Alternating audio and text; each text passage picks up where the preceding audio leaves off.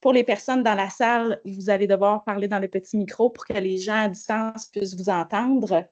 Et c'est Stéphane qui va s'occuper des questions qui sont posées dans la section questions et réponses là, du webinaire.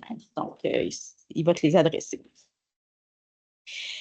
Aujourd'hui, notre présentatrice, Roxane Fortier, qui est enseignante en sciences politiques au Cégep de Thetford depuis 2009.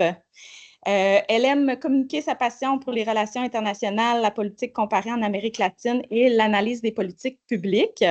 C'est à partir de ce dernier champ d'études qu'elle a construit son projet de recherche sur les effets du programme Explora-Sciences chez les personnes étudiantes qui participent. Puis, sa présentation s'intitule « Quel sens la science prend-elle pour les personnes étudiantes du collégial? » Donc, je te laisse la parole, puis merci d'être là. Merci, bien, merci à toi, Sarah-Anne. Bonjour tout le monde, je suis contente de vous voir nombreuses. On avait 5 personnes confirmées en présence dans les invitations. J'en déduis juste qu'on n'a pas tous la discipline de se préinscrire à ces événements-là. C'est fantastique de vous voir. Donc, Sarah-Anne a déjà présenté le titre ainsi que moi, donc ça va me permettre d'avancer dans mon cours 20-25 minutes. Ce que je veux simplement dire ici, par contre, c'est qu'effectivement, les données sont issues d'un projet de recherche qu'on mène de 2024 à 2027 ici au Cégep de Thetford, qui est financé par PAREA, qui est le programme d'aide à la recherche sur l'enseignement et l'apprentissage, qui est financé par le ministère de l'Enseignement supérieur du Québec. Donc, le titre du projet de recherche total, c'est les effets de la participation à un programme d'initiation à la recherche scientifique au collégial. Mais aujourd'hui, on va restreindre un petit peu le sujet parce que la collecte n'est pas terminée à l'égard de l'entièreté de ce projet-là. Je veux prendre le temps de remercier les membres de l'équipe de recherche qui sont pas mal ici. Zoïc Jean-Alain Couture en sciences politiques, Guillaume Turgeon en sociologie, Kevin Pépin qui a fait partie aussi du projet de recherche dans les 3 premières sessions, qui est enseignant en chimie, je pense qu'il est à distance, et Sarah-Anne Hébert-Leclerc qui est une professionnelle conseillère pédagogique là, au service de la recherche ici, qui fait aussi partie de l'équipe de recherche. Je remercie les personnes participantes, donc les étudiants et les personnes mentors aussi qui répondent à nos questions.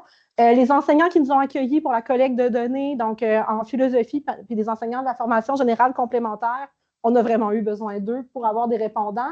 L'équipe du bureau de la recherche et le service de l'organisation scolaire du Cégep de Thetford qui nous fournit aussi certaines données. Je le fais maintenant parce qu'à la fin, il ne restera plus de temps.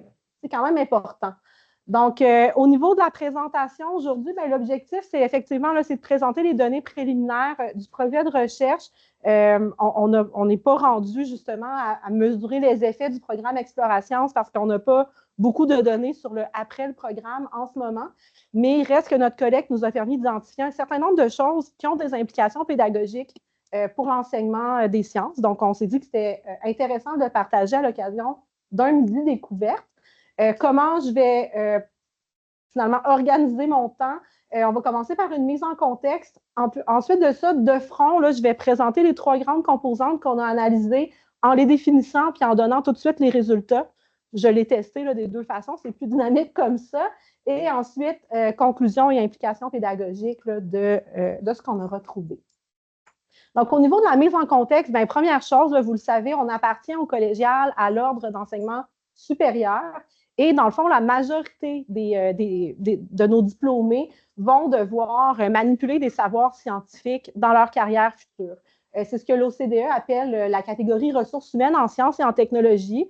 Elle est un peu mal nommée parce que ce n'est pas juste les sciences et technologies, c'est vraiment justement l'ensemble des travailleurs qui vont devoir utiliser des connaissances scientifiques sans nécessairement les développer eux-mêmes. Il y a plusieurs programmes d'études collégiaux. Là, ça va-tu marcher? Oui, OK. Il y a plusieurs programmes d'études collégiaux qui incluent d'ailleurs des compétences dans leur devis ministériel de manipulation, utilisation des savoirs scientifiques. Donc, j'en ai recensé quelques-uns. Et là, 1000 excuses, je n'ai pas mis sciences de la nature. C'est juste parce que c'était trop évident et que le devis précédent aussi faisait état de l'importance pour les étudiants en sciences nat de développer ces habiletés-là. Donc, j'en ai sorti d'autres pour voir à quel point c'est étendu. Il y a premièrement le projet de formation en soins infirmiers. C'est le document qui précède un devis ministériel, donc c'est super récent. Il y a une compétence qui est prévue sur fonder sa pratique professionnelle sur une démarche scientifique. Il y a technique de pharmacie, qui est un programme très nouveau, très récent, où on a une compétence entière pour collaborer à des études cliniques. Donc, clairement, encore là, la démarche scientifique. On a le devis ministériel en sciences humaines, qui est le programme dans lequel j'enseigne, mais où, dans les buts du programme d'études, on a démontré un esprit scientifique, expérimenté des méthodes de recherche propres aux sciences humaines, puis de façon générale, il y a à peu près un cours par session qui touche à des aspects là, qui ont trait à ça. Donc, ça a une grande place dans la formation en sciences humaines et de façon encore plus contre-intuitive, une technique purement humaine, technique d'éducation spécialisée, quand on écume le devis ministériel, on voit que dans plusieurs compétences de la formation spécifique, on a une notion qui est de se référer aux approches probantes pour calibrer ces interventions là, auprès des personnes. Donc, les approches probantes, c'est quoi? C'est ce que la science a démontré qui fonctionnait et qui était valable comme approche d'aide à la personne. Donc, c'est vraiment présent de façon très large. Dernier élément de mise en contexte, quand même, la démocratisation de l'intelligence artificielle générative. Certains veulent nous faire croire que ça va nous permettre de penser moins. Moi, je suis de l'école contraire, ainsi que l'équipe de recherche. Je pense qu'il faut davantage encore de culture scientifique, davantage d'esprit critique pour faire contrepoids à ce que vont nous donner finalement comme réponse là, les différents modèles d'intelligence artificielle. Donc, la culture scientifique demeure une nécessité là, pour tous les citoyens, d'autant plus ceux qui sont diplômés du collégial. Donc voilà, j'espère que je vous ai convaincu de la pertinence à ce stade-ci. Rapidement, le projet de recherche, c'est ça, on vise encore à mesurer les retombées du programme Exploration. On le fait avec 3 méthodes là, différentes, 3 collectes de données différentes. Donc, on a un questionnaire en ligne qui a été administré jusqu'à maintenant à 142 étudiants, certains participants au programme, d'autres pas. Et on collecte aussi des résultats scolaires des personnes participantes avec leur permission. On a des entrevues semi-dirigées jusqu'à maintenant avec 7 personnes étudiantes qui participent ou qui ne participent pas à Exploration. On va en faire d'autres dans la prochaine année également. Et on a, puis je vois des gens qui ont participé, c'est confidentiel, je ne dirai pas qui, mais on a fait des entrevues de groupe. C'est du monde qui rit fort. On a fait des entrevues de groupe avec des personnes mentors. C'est pas très... avec des personnes mentors du programme Exploration aussi. Donc, ça fait partie là, de comment on mène la recherche. Ce sur quoi je me restreins aujourd'hui, c'est vraiment sur la question de l'intérêt pour la science et la compréhension de ce qu'est la science des personnes étudiantes au collégial, là, évidemment, ici au Cégep de Thetford, puisque nos répondants viennent d'ici. C'est surtout issu de la partie questionnaire, mais bien que quand même parfois validé puis approfondi avec des données qualitatives issues des entrevues. Donc, au niveau du cadre conceptuel et méthodologique, puis aussi des résultats là, que je vais aborder en même temps, il y a 3 grandes composantes, là, dans le fond, qu'on a analysées. L'intérêt pour la science, l'identité scientifique et ce qu'on appelle l'épistémologie personnelle de la science. Je vais prendre le temps d'expliquer chacun des éléments. Au niveau de l'intérêt pour la science, en fait, on s'est basé sur un outil existant qu'on a adapté à la réalité de notre recherche, puisque c'est un outil qui avait été utilisé avec des étudiants du collégial en sciences de la nature seulement. Donc, nous, on a modifié certaines questions là, pour que tous les étudiants puissent répondre. Ce sont des énoncés avec un degré d'accord sur une échelle de Likert à 4 niveaux. Ce que ça veut dire, c'est en gros le fameux totalement en désaccord, partiellement en désaccord, partiellement en accord, totalement en accord, sur une série d'énoncés. Et ce sont ces 4 dimensions-là de l'intérêt pour la science qu'on a conservé. Donc, le sentiment d'auto-efficacité en sciences au secondaire, l'intérêt pour la recherche scientifique dans le domaine d'études, l'intérêt pour la science lié au contexte familial et les perceptions des répondants à l'égard des carrières en sciences. Si on y va sur le sentiment d'auto-efficacité, je vais être un peu plus longue sur celle-là parce que je vais un peu expliquer, je vais essayer d'expliquer un peu la mathématique derrière ça, mais soyez indulgents.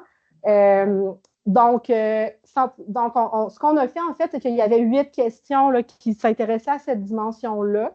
On accorde un pointage selon la réponse, le degré d'accord de l'étudiant avec chaque énoncé. On ramène ça sur 1.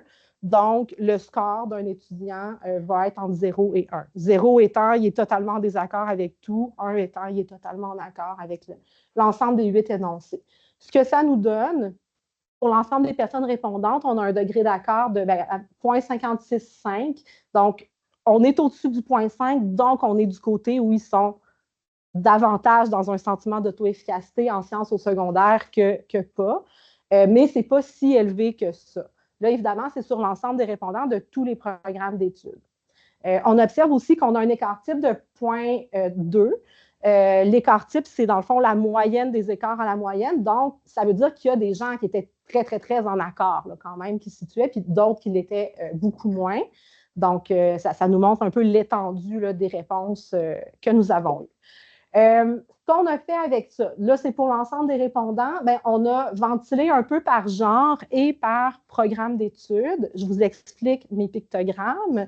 Donc, les étudiantes, les étudiants des programmes dits non STEAM, je définis après, les étudiants des programmes STEAM. STEAM, c'est un acronyme qui veut dire sciences, technologie, ingénierie, mathématiques, mais on dit souvent informatique aussi. On pourrait dire STEAM là, avec 2 I. Les programmes du cégep, puis là, je les ai notés, qu'on a catégorisés comme étant STEAM, soins infirmiers, techniques de génie mécanique, technologie minérale, techniques de génie du plastique, sciences de la nature, techniques d'informatique et techniques de génie électrique. Et les programmes non STEAM, et techniques d'éducation spécialisée, arts, lettres, communication, sciences humaines, techniques de gestion de commerce et techniques de comptabilité et gestion. Donc, c'est comme ça qu'on les a répartis. Je pense que ça a quand même du sens. Et donc, si on compare les moyennes dans ces sous-groupes-là, ben, on se rend compte qu'entre les étudiantes et les étudiants, la différence n'est pas très grande. Puis deux, le P, en fait, excusez-moi, je recule, là. On a fait un T de student qui vise à comparer les moyennes, et pour voir si finalement ce qu'on observe n'est pas dû au hasard.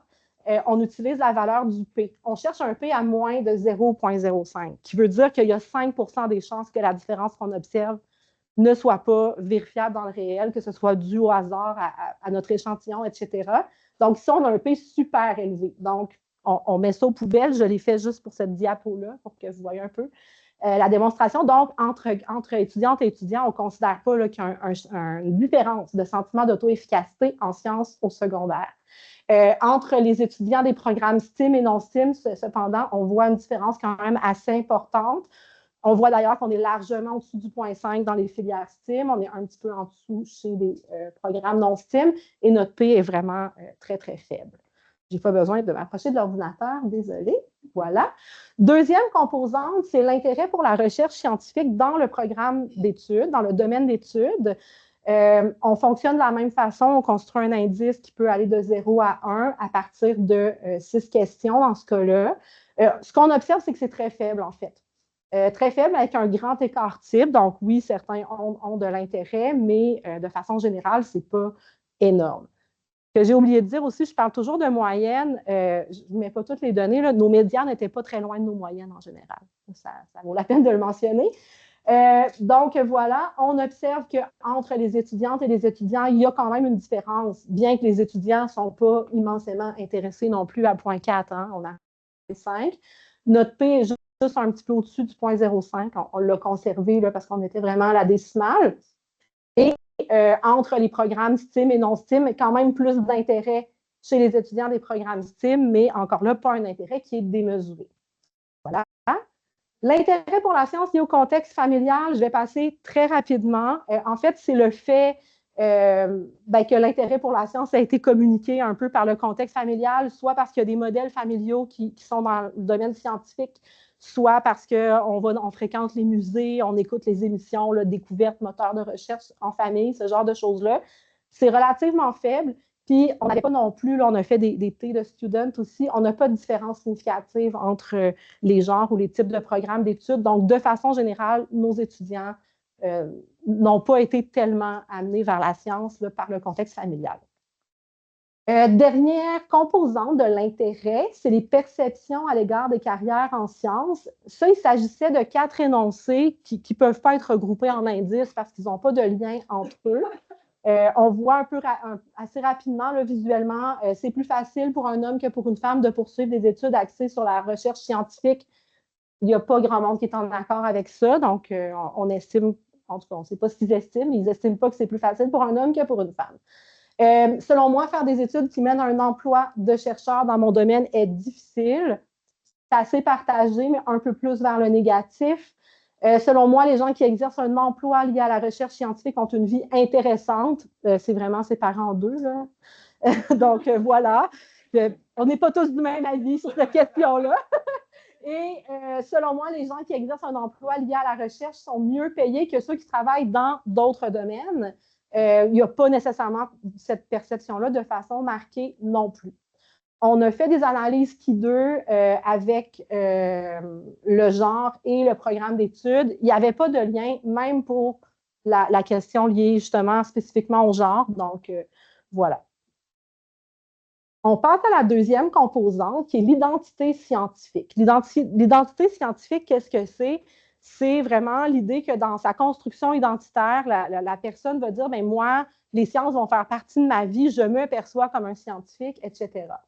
Ensuite, les théories de l'identité, ce qu'elles disent, c'est qu'il y a comme deux dimensions, deux phases. Il y a l'exploration. Donc, avant de développer une identité, il faut explorer les alternatives avant de choisir une voie d'une certaine façon.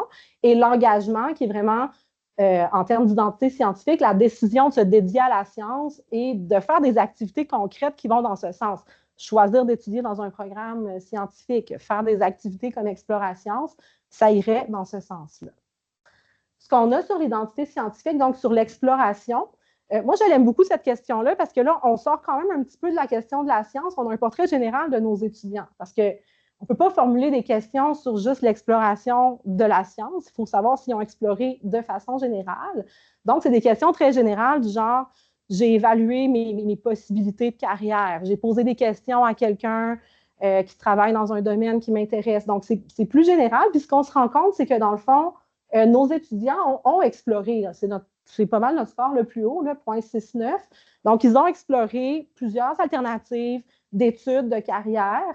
On observe que c'est un peu plus élevé encore chez les étudiantes que chez les étudiants, avec un P qui était limite, là, mais qui était quand même pas loin du point 0,5. Ouais. Et aussi, pas de différence entre les étudiants des filières STEAM et non STEAM, donc scientifiques ou non. Tout le monde a un peu fait son espèce de devoir exploratoire que tout le monde fait, j'imagine, autour du collégial. Donc, ils vont penser à leur avenir. Au niveau de la dimension engagement de l'identité scientifique, bien là, évidemment, on leur demande s'ils sont engagés d'en vouloir être un scientifique. Donc, ça ne peut pas être aussi haut, évidemment. On a des étudiants qui sont dans des programmes qui ne mènent pas vers ça non plus. Donc, on a une moyenne de 0,4 avec un bon écart type encore là. Donc, on voit que c'est assez étendu comme distribution. Et entre les étudiants et les étudiantes, bien, on voit que c'est un peu plus fort chez les garçons, l'identité scientifique, et que c'est plus fort aussi, sans surprise, dans les programmes STEAM que dans les programmes non STEAM. Heureusement, ça vient un peu nous confirmer qu'il y a des choses qui fonctionnent dans notre collecte de données. C'est quand même assez intuitif. Dernière composante, puis je m'excuse de la faire en dernier. Dans le fond, c'est comme quand on met la matière la plus tough à la fin dans un cours. L'épistémologie personnelle de la science, on est un peu plus dans la philosophie ici. Mais qu'est-ce que c'est, dans le fond? Bien, c'est une composante de la littératie scientifique qui implique de comprendre vraiment c'est quoi la science. C'est quoi comme type de connaissances, par exemple, par rapport à la philosophie, par rapport à la religion. C'est quoi les façons qu'on a de construire des connaissances scientifiques? C'est quoi les différentes méthodes possibles? C'est quoi les liens entre la science et la société? Donc, c'est quoi les limites aussi de la science comme forme de connaissance humaine? Fait que c'est quand même assez complexe. C'est une composante qui a été décrite, là, notamment, j'avais une source qui était une organisation américaine, mais qui a été décrite comme étant critique à développer, notamment au secondaire. On évalue ça sur un continuum qui va d'une vision naïve à une vision éclairée. Et une vision éclairée, qu'est-ce que c'est? Bien, c'est tout en nuances. Vous allez voir, il y a même des parenthèses dans les caractéristiques tantôt, parce que, tu sais, c'est ça, c'est tout en nuances. Il faut qu'on comprenne la science comme un processus complexe, pluriel, changeant, et dont les savoirs ne sont pas fixes. Donc, loin des certitudes très rigides, justement. Les composantes de l'épistémologie personnelle de la science, je les diffuse ici. Donc, j'ai décidé que je ne les disais pas, celles-là.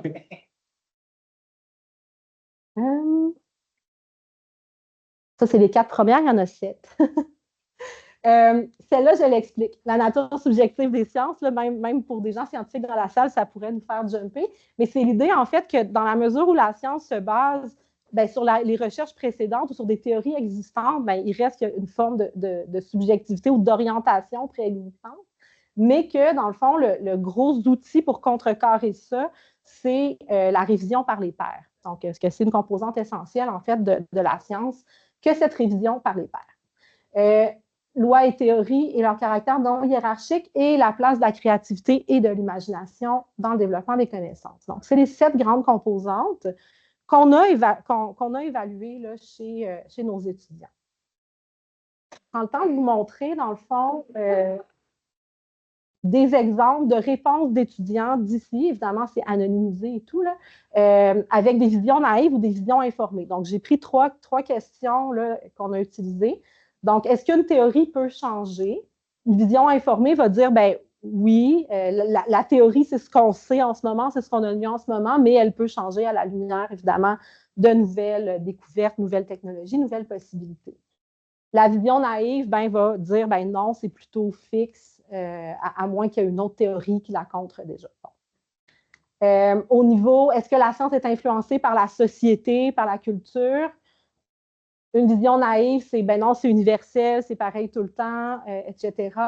Une vision informée, notamment, là, ça c'est une vision informée, mais juste sur l'aspect des choix qu'on fait en science. Là. Il y a d'autres moments où la société peut influencer, mais ça c'est une vision informée. La personne comprend que tout ça n'est pas absolu.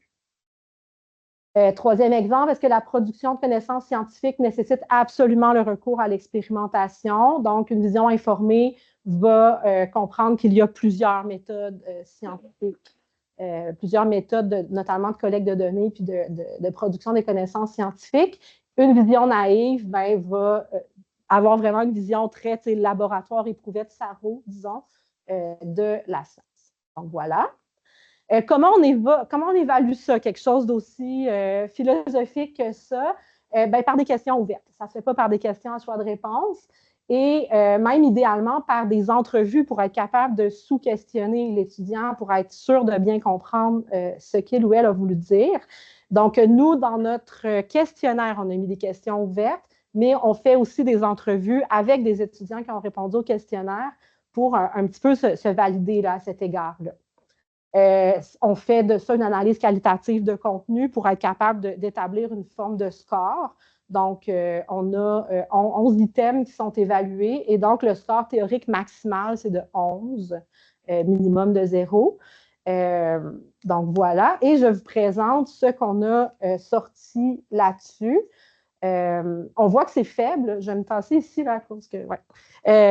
Personne n'a 9, 10, 11. Les étudiants, les répondants ont surtout 2 et 3. Ceci dit, je vous mets au défi. S'il y en a qui veulent le faire, le test, probablement que même des profs de sciences, avoir 11, ce serait difficile. Puis d'ailleurs, dans les enquêtes américaines sur les profs au secondaire, c'est pas si élevé que ça non plus. C'est vraiment un idéal à atteindre là, qui est assez difficile. Donc, on a une moyenne de 2,68 pour l'ensemble des personnes répondantes, un score médian à 3. Et par contre, un score qui est significativement supérieur chez les répondants des programmes ultimes. Donc, quand même, les composantes d'avantages maîtrisés, la place de la créativité et de l'imagination, la nature changeante des connaissances scientifiques et la nature empirique, mais partiellement là, des connaissances scientifiques. Au niveau de ce qui est moins maîtrisé, on a la question de la subjectivité, mais pas tant sur la subjectivité elle-même, mais que la question de la révision par les pairs ne ressort pas. Puis je le souligne parce que c'est quand même facile à intégrer dans nos cours de dire by the way, on révise par les pairs. Tu sais, c'est pas quelque chose qui est difficile à comprendre.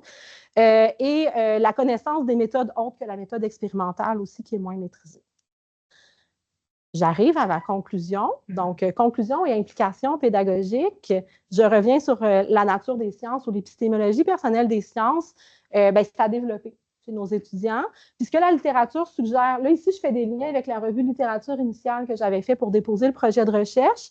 La littérature suggère que c'est l'enseignement explicite qui est vraiment efficace pour développer ça. Ça ne se fait pas par infusion parce qu'on fait du labo, parce qu'on fait un peu de recherche scientifique. C'est vraiment l'enseignement explicite de ces éléments-là. On note une assez faible identité scientifique, même dans les programmes STEAM. Ceci dit, les étudiants dans les techniques STEAM scorent assez fort, puis c'est essentiellement les étudiants en sciences de la nature qui font baisser cet engagement-là envers une identité scientifique. Puis ça peut avoir du sens parce qu'ils sont, je veux dire, ils s'en vont pas sur le marché du travail, ils s'en vont encore à l'université. Leur identité professionnelle future est peut-être moins définie, puis c'est peut-être assez normal. Mais chez les étudiants des techniques, c'est quand même assez fort.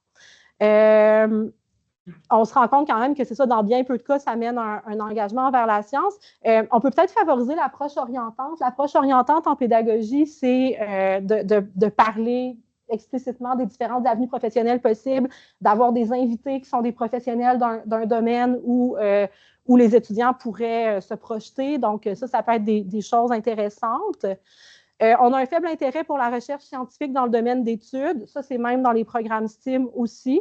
On peut peut-être penser un peu les mêmes éléments que plus haut, mais de faire de la place aux avancées récentes, expliquer un peu comment les équipes de recherche y sont arrivées, puis peut-être aussi informer nos étudiants au sujet des sources d'information propres au domaine d'études, comme par exemple les revues spécialisées ou les revues d'ordre professionnel. Souvent, il va y avoir des résultats de recherche scientifique là-dedans. Et pour terminer, sur les perceptions sur les carrières, on se rend quand même compte que les répondants semblent avoir peu d'idées préconçues fortes au sujet des carrières scientifiques. Ceci dit, il en demeure pas moins que moi, ma revue littérature a démontré qu'il y avait encore des barrières systémiques, notamment aux femmes, puis notamment à certaines minorités ethniques dans les carrières scientifiques. Et ce qu'on sait de ça, c'est que le mentorat favorise beaucoup la persévérance chez les personnes issues des groupes sous-représentés. Donc, le mentorat, ça peut être un prof qui prend sous son aile un étudiant. Ça peut être aussi dans les centres de recherche quand on a un stagiaire ou dans le programme Exploration. Donc, c'est toujours des pratiques là, qui sont positives. Je termine avec ma bibliographie que je ne lirai pas.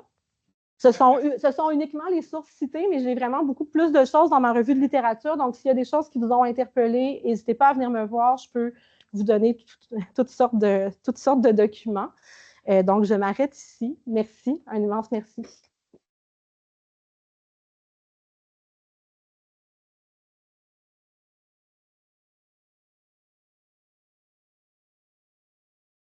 Là, se termine à 12h45. Si vous avez des engagements, on le prendra pas personnel si jamais vous devez quitter. Mais sinon, je prendrai les questions dans la salle, puis si on en a à distance aussi. Est-ce qu'il y en a qui avaient des questions pour Roxane? Et merci Roxane, vraiment très intéressant. Bien sûr, je suis bien impliquée dans tout ça, dans le projet, pas dans le projet de recherche.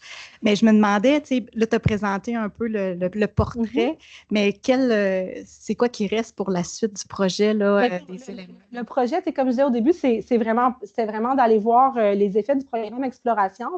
Là, ce qui arrive, c'est qu'en fait, au niveau de la collecte de données, on a surtout des questionnaires faits avant Exploration. Surtout dans l'échantillon de témoins, là, eux aussi, on leur fait un questionnaire à temps 1 puis à temps 2. Puis le recrutement de l'échantillon témoin s'est fait beaucoup cet automne. Donc là, les données vont rentrer plus tard. Après, on va être capable de voir, comment ça évolue chez les étudiants qui font Exploration, mais aussi, est-ce que c'est une évolution qui est juste normale en 2 sessions de cégep ou parce qu'on va comparer avec l'échantillon témoin. Là, donc, c'est un peu ça. Puis, on va continuer d'approfondir beaucoup au niveau qualitatif là, avec les entrevues parce que ça demeure essentiel pour bien évaluer ce genre de choses-là. Merci. Des questions en ligne, Stéphane? Juste peut-être une information rapidement, savoir si le document sera disponible par la suite. Le PowerPoint? Oui. Habituellement, est-ce qu'on le rend disponible? Je sais que dans plusieurs présentations, il est rendu disponible, mais ce n'est pas systématique. J'aurais tendance à dire que oui. Je vais demander un avis légal à mon équipe de recherche. Je n'ai pas d'objection. Oui. Merci, Roxane, pour cette super belle recherche sur le programme. Je ne sais pas si tu as les données avec toi. J'aimerais ça, si tu pourrais un petit peu approfondir les populations de masculins, féminins, STEAM, post-STEAM. Est-ce que c'était à peu près le même nombre où il y avait un biais? Ceux qui ont voulu plus répondre sont plus orientés vers le STEAM, etc.? Là? Non, bon, puis là, j'avoue que je n'ai pas comparé avec nos chiffres d'inscription parce que j'ai manqué de temps avec l'organisation scolaire et tout, mais on a quand même une représentation de tous les programmes, puis dans des proportions qui ont du sens. Là. On a quand même beaucoup d'étudiants de sciences nat, sciences humaines, par exemple, qui ont répondu. Ça reste des assez gros programmes. On a beaucoup de... Dans les techniques... physique, là, on a des étudiants, mais c'est plus des 4-5 par programme, mais en même temps, c'est des programmes qui ont moins d'étudiants. On est relativement représentatif, homme-femme aussi, là, assez représentatif du cégep. Là. Mais c'est sûr que dans notre rapport final, on va vraiment croiser avec les populations étudiantes du cégep. Là, mais puis on a vraiment tous les programmes ont des répondants. Là. C'est pas nécessairement 50% masculin, 50% féminin. Ça représente plus la proportion du cégep. Qui serait, mettons, 60 féminins, 40. C'est ça, il y a un peu plus de filles. C'est ça, exactement. Okay. Oui, on était à peu près là-dedans. Ben, Guillaume, peut-être, oui. Ah, ben merci, tu peux y aller.